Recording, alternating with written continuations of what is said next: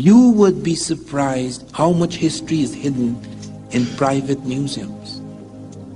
They don't allow these things in the big places. It's just like in Egypt, because the Arabs are not Egyptian. Don't make any mistake about that. It's just like we are in this room here. This is America. It would be hard to find a Native American in this room. The world has changed dramatically.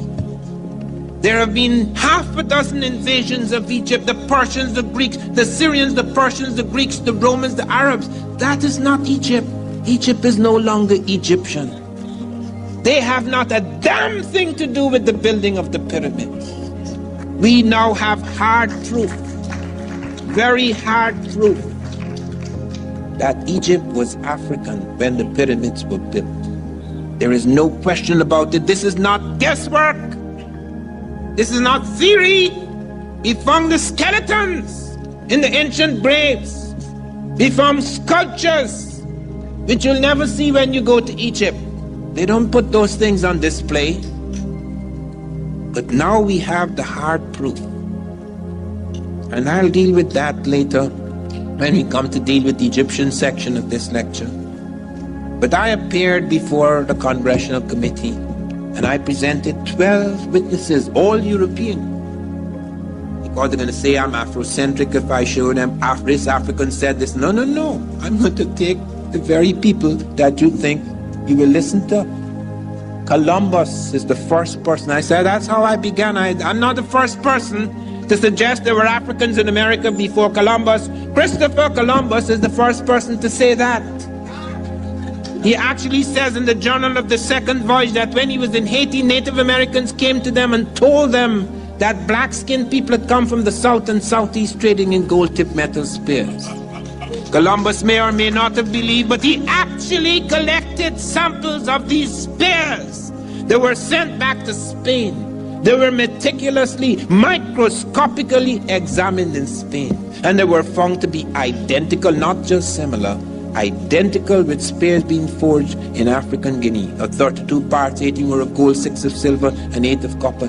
Not only were they identical metallurgically, the words the Africans were using for these spears were the words the Americans were using.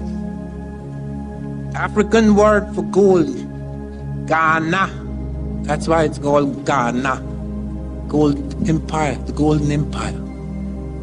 Presenting material which when checked out, when the metallurgists checked it out in Europe, they found the spears were identical in the ratio of gold, silver, and copper alloys. How could you have linguistic and metallurgical identities like that? It is utterly impossible. Not only that, I then went beyond that. I not just showed Columbus. Ferdinand wrote a book about his father, and he said, my father told me that he saw Negroes north of Honduras. Columbus knew what a so-called Negro looks like. He was in Africa. That's how my book began. Columbus sitting at a table in Africa, arguing with the Portuguese. Ferdinand said, my father told me he saw Negroes north of Honduras. He not only heard of them in Haiti, he actually saw them north of Honduras. Vasco Nunez de Balboa, on September the 25th in the year 1513, I've got it down to the day. He's coming down the slopes of Paracu in Darien, which we now call Panama. And he and his men saw 2 tall black men among the Native Americans. They are startled. They haven't brought no black people there. Several of them commented it. Peter Martyr said they must have been shipwrecked. Then he also said they were Ethiopians. Well, Ethiopians, the word Ethiopian is not used for people of Ethiopia. The reason why Ethiopia gets that name, Ethiops means burnt skin. People of burnt skin would generally call them Ethiopian. So it's not referring to Ethiopia. Peter Martyr said they must have been shipwrecks. Lopez de Gomara said these blacks Balboa saw in the Indies were identical with the blacks we saw in Guinea. Rodrigo de Colmenares saw blacks